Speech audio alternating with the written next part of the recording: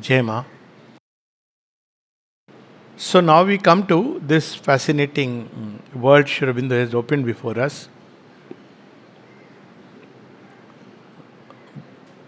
What is the basis of evolution? If matter was, there were these higher principles, higher possibilities, higher grades of consciousness not involved in matter, then this world would have remained gas, liquid, solid, plasma. This all it would have remained. Life has emerged because the vital world is involved within it. Mind and mental beings have emerged because the mind is involved within it. And the supermind will emerge because the supermind is involved within it. So by involved it means it's there because that's the only substance. There is no other. It is the spirit which has become matter. And that's why in Savitri we have these prophetic lines. Matter shall reveal the spirit's face. Spirit shall gaze out through matter's eyes and matter shall reveal the spirit's face. So basically, spirit substance has become this material substance.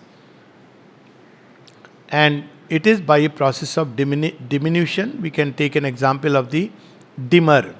So some people use dimmer for lights.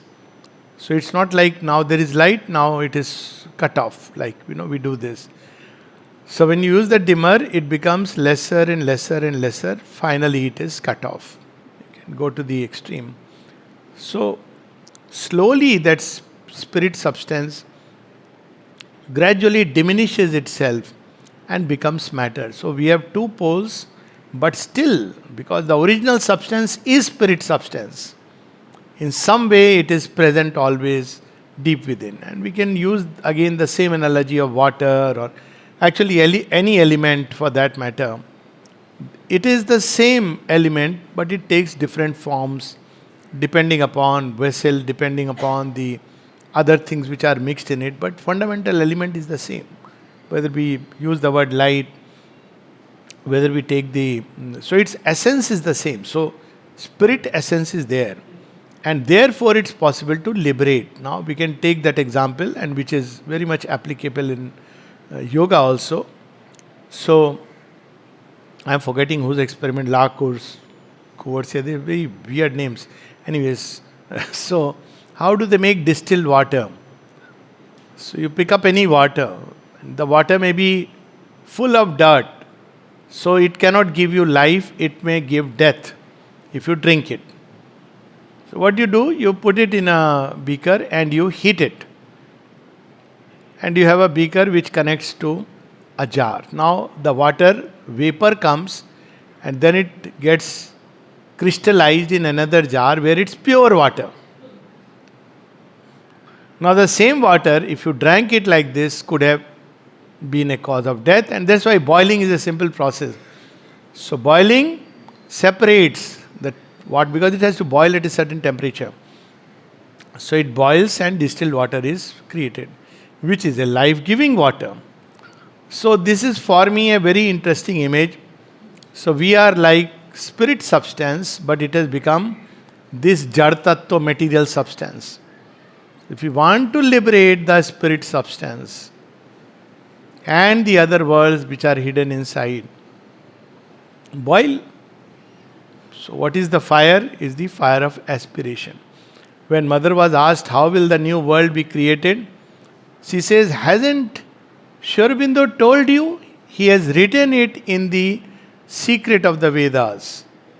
And she says, Chit tapas, by the aspiration, by the idea, by faith, this aspiration begins to, after some time. Now to hold this aspiration is the interesting part. So, desire will come, divert it. Smoke will come, make it obscure. Dirt will come, cover it. So the whole secret is to aspire and aspire and aspire. And rejection is automatically involved in it. Because it will come to dirty it. And then where is it aspiring? Surrender comes automatically. So through this aspiration, that's why rishis through tapasya could liberate many of these possibilities inside. So if we put it to inferior use, we are happy with inferior use. That's why the tyaga and sacrifice in yoga is not a painful process. It's a pure, if we understand it purely as science, we can use an energy for lower purposes, we can transmute it for higher purposes. Sexual energy can be used for reproduction, recreation, or it can be used for new creation. The same energy. You conserve it, so tapas, it's a tapas, so tapas increases that fire. Then this fire, if one can conserve, continue to conserve, it begins to mount. The mounting fire. And this fire ultimately opens one after another. It's the key. It starts liberating the pure spirit substance. Not that it will transmute the physical body, but it will change many of the laws. So that's what he's describing, a divinely human body. For example, the body must suffer, go through certain things. All these will begin to change. It will take time. And finally, when you have a divine body, then it's the pure spirit substance released in the material body, but using now material body completely as its divine instrument, not just a human instrument. So that is the big difference, because the whole human body is transmuted. This is the difference between supramental world, where we have supramental substance, and the emergence of supermind in material, on a material basis. So all emergence means it has to first go under the law of matter. When mind emerged, it is tied to matter. Physical mind, only senses. See, animals tied to senses. Then it emerges, then it comes under the law of life. Life is also present. You say, how come? What is this fellow? New mind? So whenever a new person comes, there is ragging. I don't know, now they have not, but this ragging is a very interesting phenomena. I am not in favor of it or against it, whatever it is. But basically it's a way you integrate. When a new person comes or a new thing comes, it has to integrate with the old. So you will see when somebody comes new, let's say to the ashram also, so everybody will give him advice. You know this, you know that. After all, we know, we have been here for so long. How do we know? This fellow may have been with Sri Aurobindo in the previous life. But when he comes, he has to go through this process. It's a process and it's important. It has its own place, as I said. And then he discovers one day, oh, okay. I have been with Mother and Sri Aurobindo for long. That discovery one may make. And then it's a different journey altogether. So this, when supermind is emerging, first it comes under mind. Mind says, who are you? I am supermind. I don't believe. Who is this supermind? You are my baby. I will tell you what you have to do.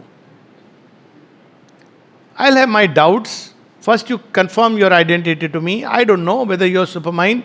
I need to satisfy my curiosity. So it starts relating as if it's an elder brother. It begins to mentor supermind. At one place, Mother says, life would be so much simpler if people knew that Sri Aurobindo and myself know at least a little more than all of you. It is so true. It is so absurd. But people believe. That's how the old consciousness mind. Sometimes people even say, yes, Sri Aurobindo has said so, but my opinion, I say, just look at yourself in the mirror and then talk about your opinion. Where are you? Who are you, sir? Look at Sri Aurobindo. Even materially, his material achievements, if you see, you will say, sir, Dandavat Pranam. I said, what are you talking about, your opinion? Okay, your opinion is your opinion. Fine, keep it. That's all you have to say. So mind starts like that. But slowly, as it answers, like the story of Kuts and Indra, ultimately it begins to get molded into the substance of the supermind. So keep engaging with God in whatever way. Even if you have doubts, don't run away. Throw your doubts at Him. One day, the mind of doubt will begin to change into a mind of faith. And it actually happens, mind of light. So, then life says, I don't accept you. I have my own way. I have my own joys. What delight you are speaking of? I get joy in eating, I get joy in chattering, I get joy in meeting people, I get joy in vital interchange. It won't accept. So what should one do? Keep on offering it to mother. After some time, they come back, touched, back and forth, back and forth. The life says, oh, these things were so tasty to me, I don't find them tasty anymore. I used to get so much pleasure. What she has done robbed me of my joy. I can't find pleasure anymore. But she starts giving us delight. So life says, tripta ho gaya. Tripti ho gayi. Same thing with the body. As the supermind emerges, the body will say, really, possible. But death is so certain. Disease is so certain. All the doctors from all the universities say, sir, death is a habit. Supermind will tell, no. All other things are fine. Mind, vital experience, wonderful experiences. Body, a doctor has to be right. So keep engaging, keep offering the body all its limitations, problems, issues. One day the body will begin to change. This is the principle of evolution, which Sri Aurobindo explains to us next. That one day will depend upon resistance, opening, receptivity, physical culture. That's why physical culture, so that there is receptivity in the body, openness. So, page 272. Evolution comes by the unceasing pressure of the supra-material planes on the material, compelling it to deliver out of itself their principles and powers, which might conceivably otherwise have slept imprisoned in the rigidity of the material formula. See, the whole yoga is there. Keep putting pressure. Meaning thereby, you don't understand Sri Aurobindo, read Sri Aurobindo. Still I don't understand, read Sri Aurobindo. So what is happening? The mind is coming in contact with the supramental thought, which is expressed in a body of words. Till one day, brain cells begin to change, cells which are open to the new light. So this is the process. By the pressure. So one is that there is an involved supermind, but it will come out by the pressure of the supermind from above. That's what supramental manifestation is meant to do. So it's putting a pressure on the human mind. That's why human mind is behaving in such crazy ways. So nowadays, abnormal is the new normal. Once I asked somebody, because I have to do a medical checkup, so I asked, so I have to write mental, psychologically, fit or unfit. So I asked, are you normal? So the person said, if I was normal, I wouldn't be here. I said, good. First sensible answer. In the sense, not in the sense of being mad or crazy, certainly not. Deranged minds have no place in sadhana, they cannot take up the load. But these are minds which have opened up to a new possibility, which will be regarded as an abnormal if you talk about it in the outside world. And that which is so much abnormal, you talk about it in the regular world. India, we are still lucky we can talk about all this. But if you go outside, I don't know, this young doctor from UK, if you talk to your doctor friends, I don't know how they will take it. So they won't. It's something, what nonsense are you speaking about? So this is because that resistance will be there. Isn't it? That's how it operates. So, but you have to continue. That pressure has to continue. So mind, life, even the body begins to liberate its possibility. So he has given us the secret. See, Sri Aurobindo gives such secrets passingly. What is the secret? Evolution comes by the increasing pressure of the supra-material planes on the material, compelling it to deliver out of itself their principles and powers, which might conceivably otherwise have slept imprisoned. And the more we concentrate, and that's why Mother says, do not concentrate on what you wear or what you are, but concentrate on what you want to be. That's how it yields. So this one hint. And then he says that, this would have even so have been improbable, since their presence there implies a purpose of deliverance. So they are present so that they can be delivered, all these planes. Nor can this evolution end with the first meager formulation of life, mind, supermind, spirit, concealed in these higher powers by the reluctant power of matter. So it's not just a question of these principles coming out. Few lines below, what does he say? For as they evolve, as they awake, as they become more active and avid of their own potentialities, the pressure on them of the superior planes, a pressure involved in the existence and close connection and interdependence of the worlds, must also increase in insistence, power, and effectiveness. Not only must these principles manifest from below in a qualified and restricted emergence, but also from above they must descend in their characteristic power and full possible efflorescence. So when a baby is born in the house, everybody is, oh, baby has come, everybody has their own ideas, own conceptions, do's and don'ts. A baby is a helpless creature, okay. Baby is 2, now he begins to nurture the parents. No, behave, do like this, do like this. Okay. Slowly, baby is 12, 11. That's not how you're supposed to behave with a child. I know one 5-year-old child saying like this to a parent. If you behave like this to me, I am going to go back to the world from where I came. Okay. What behavior? Little bit of anger. Because the child is not eating. I'll go back to the world. No, nothing less, huh? So now when the child is 12, 13, the wrestle starts. Parent, child. Parent, child. Finally, who wins? All of us know. By the time the baby is 18 or 20, parents healed. Okay, do whatever you want to. When the child is 40 and parents are 60, now parents depend upon the child. When they are 80, they better listen to the child. Dad, you have just, gone senile. That's not how you are supposed to behave. So what is happening? This is the process of evolution which is being taught to us.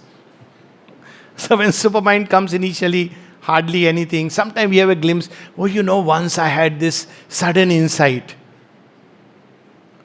Then after some time these mount. But as the pressure increases, as we open more and more, after some time the reverse happens. Mind, life and even body begins to be under the influence of the supermind. So this is the double process. And this is so logical, inevitable. You don't have to, take it by faith. This is the simplest thing and everywhere in nature we see it. Certainly, if that body, life and consciousness were limited to the possibilities of the gross body, which are all that are physical senses and physical mentality except, there would be a very narrow term for this evolution. So again, if there were no subtle senses, no higher ranges, then gross human body is the ultimate. But these higher worlds with higher possibilities, higher material substance, higher senses are all there involved. That's why when Sri Krishna stands, supposing there was a BBC reporter, he would say, and we see now Krishna coming on the way, and he is a charioteer, nothing of much significance. We can talk about now others. But to the subtle vision of Arjun, there is Krishna on the battlefield is the sole determining power. And to the vision of Barbaric, there is none else but Krishna. On this side and that side, there is nothing but Krishna. So as these senses get released, one can actually have these experiences as concrete things.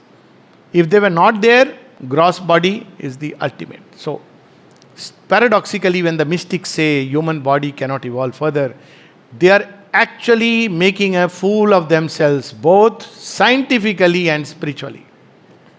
If God made world has to deliver God. So spiritual absurdity.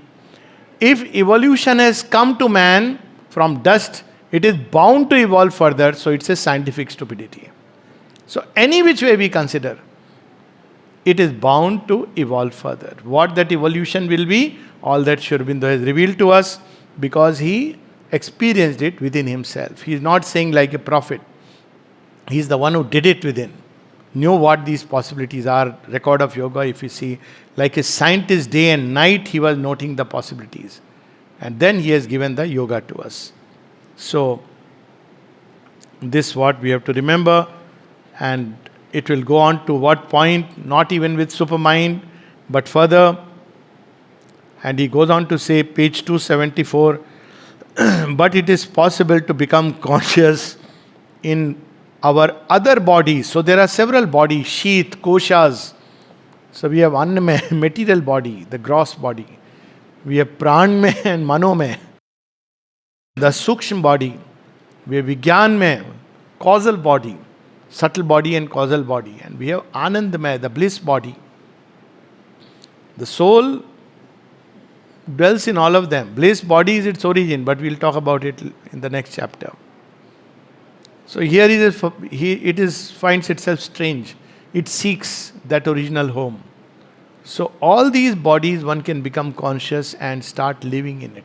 The people who live so much in their mind body, the mental sheath, that what happens to them physically, it doesn't register, because they are living too much in the mental body.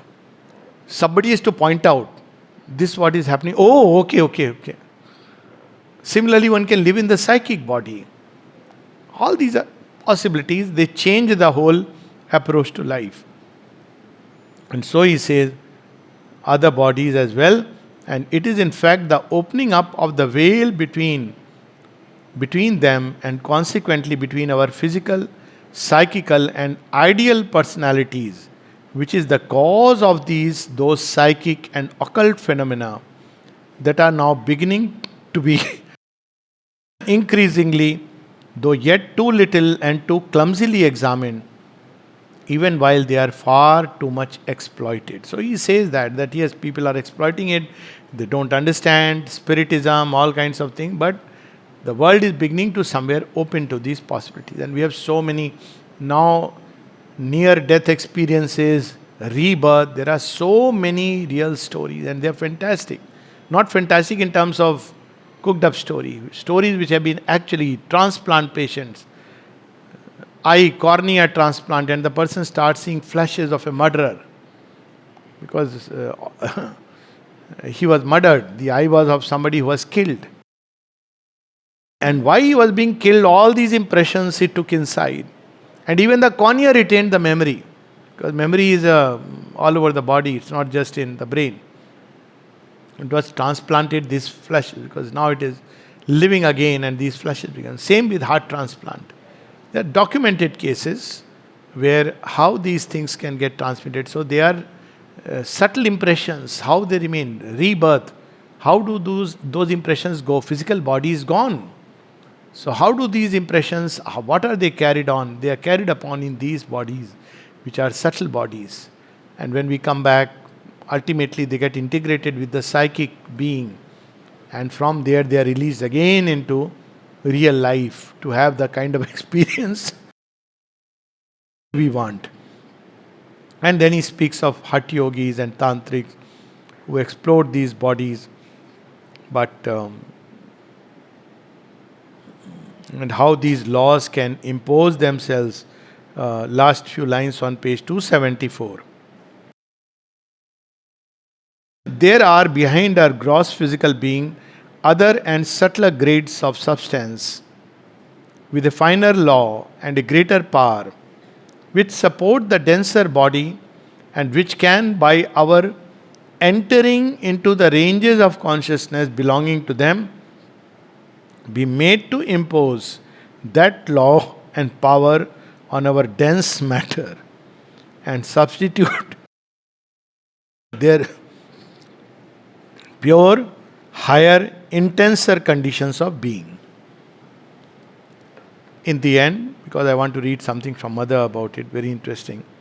Page 275. So,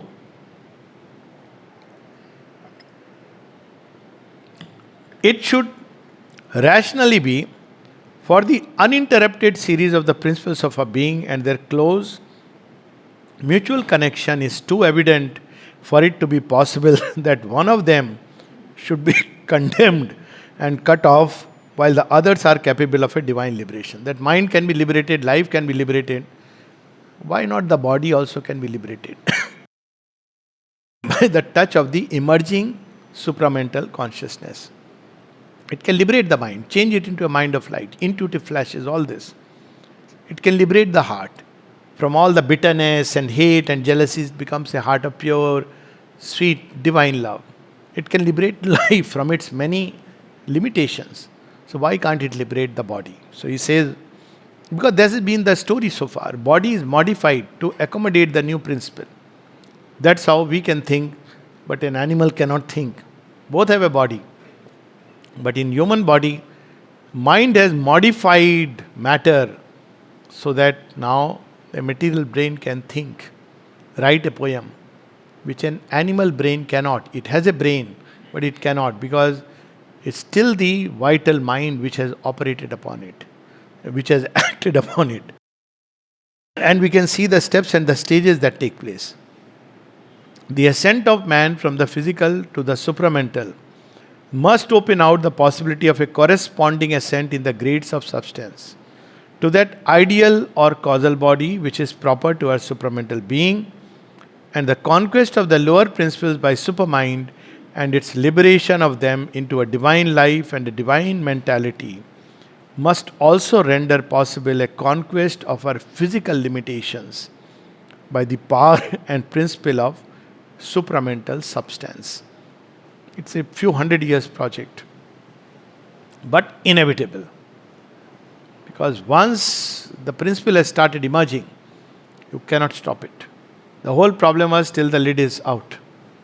So once the lid is let out, the manifestation implies that it will start with mind, life, body. And there is so much of evidence about it. I mean, that would be a whole talk in itself, that the supermind is acting. It's so, even on the physical body, one small example, average height has grown up.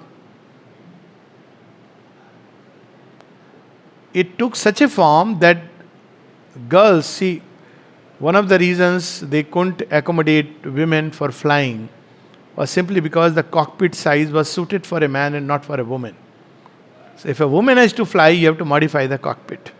Height, leg, all this has to.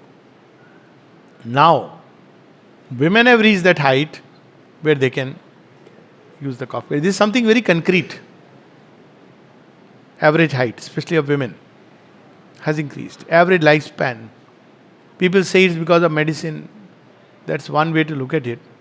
But I'm talking of average lifespan compared to the last 100, 200 years. I'm not talking of exceptional people, but average. So it is happening. Many new things are emerging. Reading blindfolded. This was demonstrated also live. This new faculty, some people are beginning to experience. Child prodigies. Just giving some examples. Children at the age of 5 make parents ashamed compared to even the maturity of thinking. Forget about, it's not about intelligence. A child of 8 or 9, you ask, what do you want? You want to be here or there? And the child says, for the mother. 8-year, 9-year, 10-year-old child. How is this happening? It's not that somebody has told them these things. And with such a conviction. So this is the new generation. Of course, there is a resistance of the old. Many things are happening otherwise, but that we need not talk about right now. And finally, a sentence which I just love.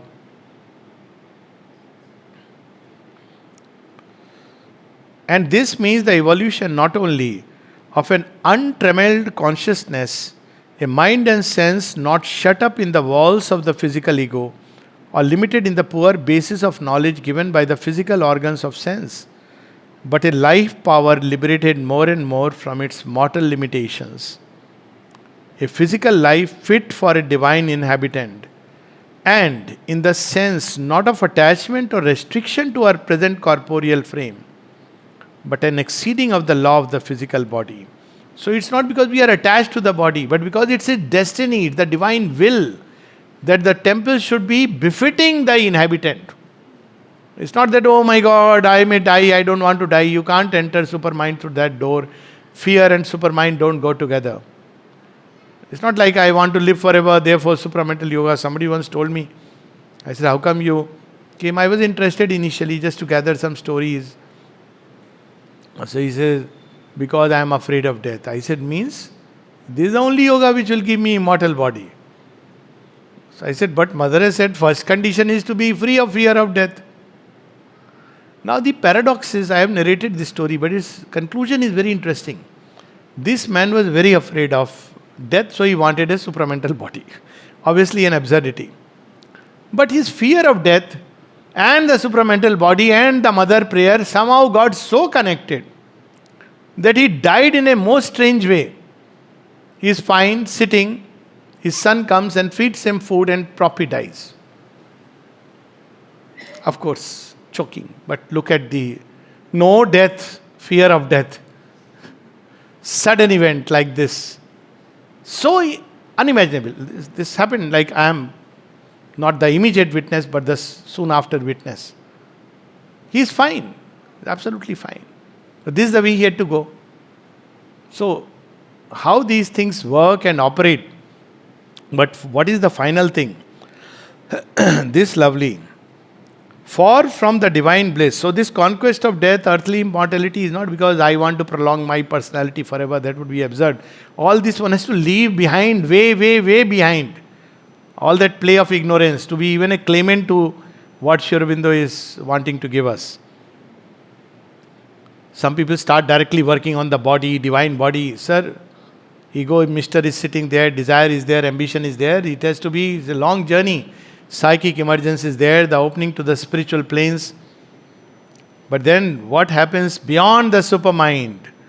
Some people ask, what about after that? So here he says, the conquest of death and earthly immortality, for from the divine bliss, the original delight of existence, the Lord of immortality comes pouring the wine of that bliss.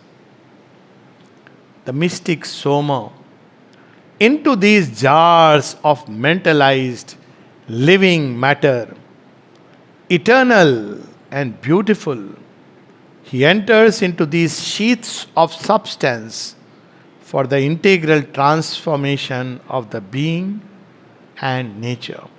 Most beautiful way of Sri Aurobindo talking about himself in third person. The Lord of immortality from the world of delight. He comes pouring into these jars, transmuting. That's why the world is made. Deathless body, not preserving him for 200 years, 500 years, whatever, 1000 years, just somehow by a higher law. No. Not a deathless body, Chinmay Dehi in another world. No. But because even this earthly substance, poor earth has struggled. There is a line in Savitri, ancient and very and invincible, the earth mother. For 6 times she has borne the weight of pralaya. Because she chose, I'll become this gross matter. And ultimately a time must come when she deserves the best. That is delight pouring into an earthly body, modifying itself so much that not only is the delight is the content, but delight is the container. Like we have those chocolate spoons. Sorry, it's a crude analogy, but so chocolate spoons, so lovely. You eat the ice cream and you eat the spoon also.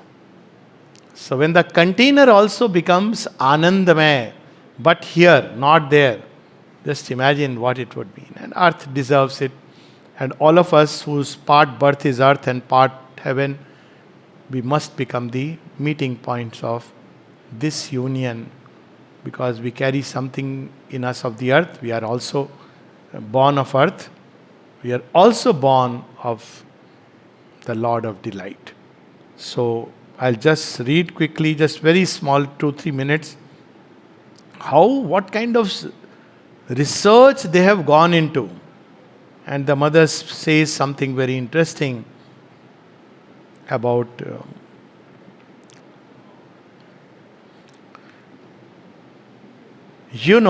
that they are speaking of a substance denser than physical substance. What do they call it? Actually, she is referring to plasma, but not the way dense we understand. It's a very packed with ionized matter. So in that sense,